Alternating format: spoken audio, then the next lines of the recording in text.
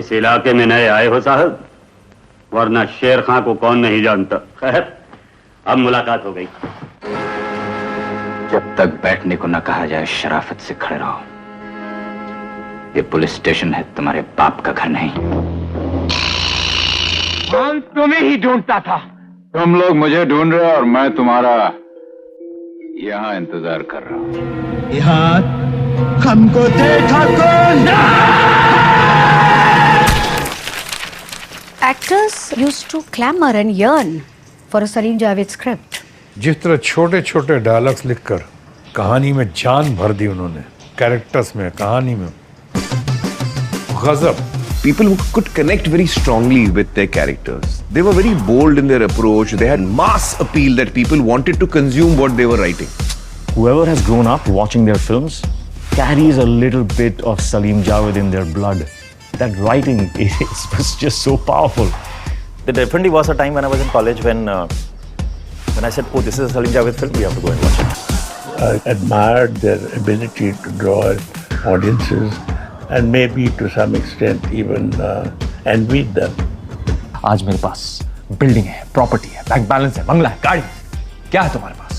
मेरे पास माँ है, which means I have nothing but I have my mother. So mother's here.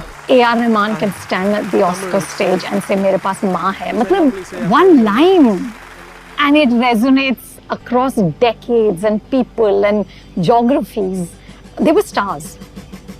They were writer stars.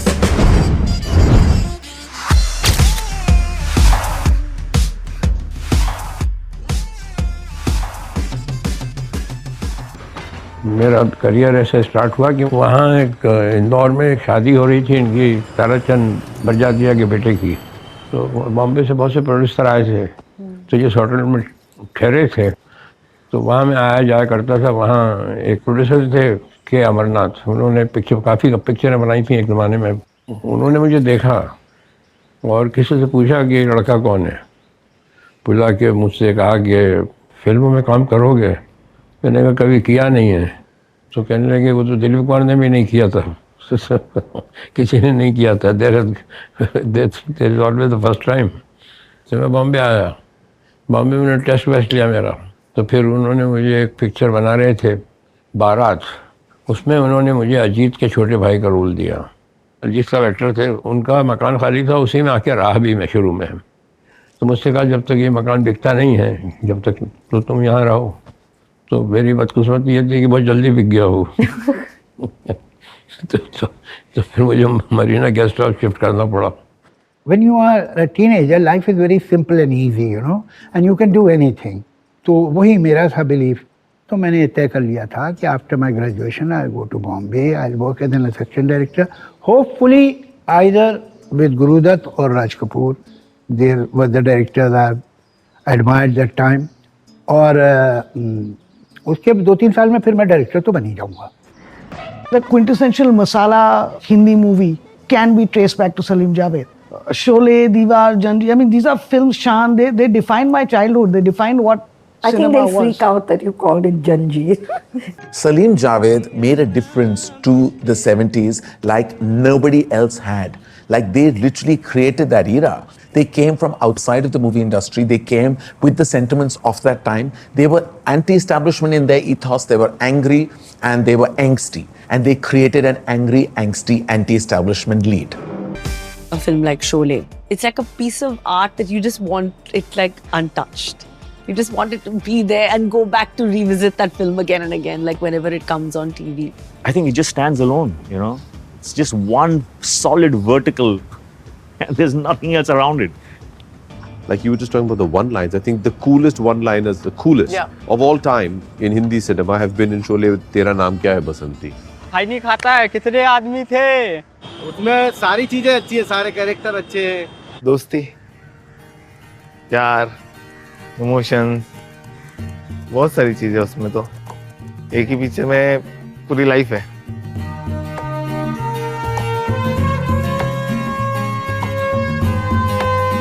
Sippy साहब, after the success of Sita Geeta, he wanted to make a big film.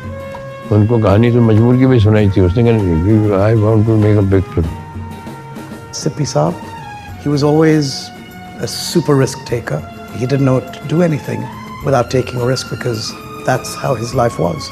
ये एक बिल्कुल township बन गया था जहाँ पर ये शूटिंग हो रही थी. एक फैक्ट्री बनी हुई थी जो तरह तरह के गैजेट्स बनाती थी. अब अगर ये सीन शूट करना है कि धर्म जी गाना गा रहे हैं साइकिल पे, तो उसके लिए अलग अलग इक्विपमेंट बनता था कि कैसे साइकिल एक पहिए पे चल रही है.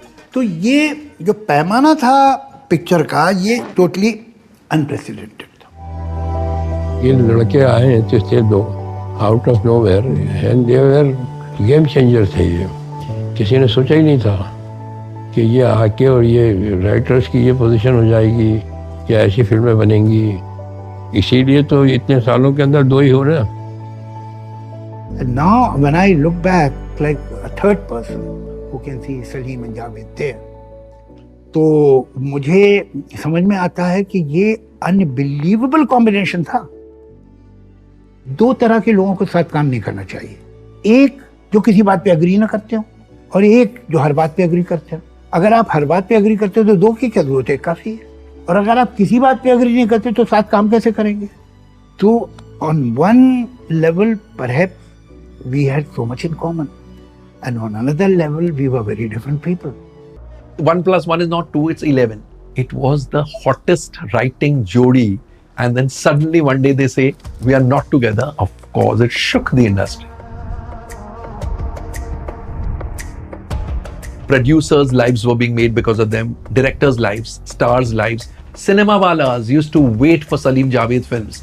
Now, if that team is no longer a team, of course, it's not going to be the same.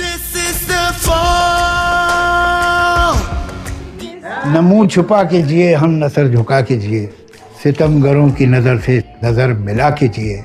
अब एक रात अगर कम जिए तो हैरत क्यों कि जब तलक भी जिए मशलें जला के जिए. प्लीज डोंट क्या कर रहे हैं, क्या कर रहे हैं. गले घोटने दो. वो कह रहा गले पे रख दो. बहुत अच्छी, ये बहुत अच्छी है. इसकी मुझे उम्मीद नहीं थी.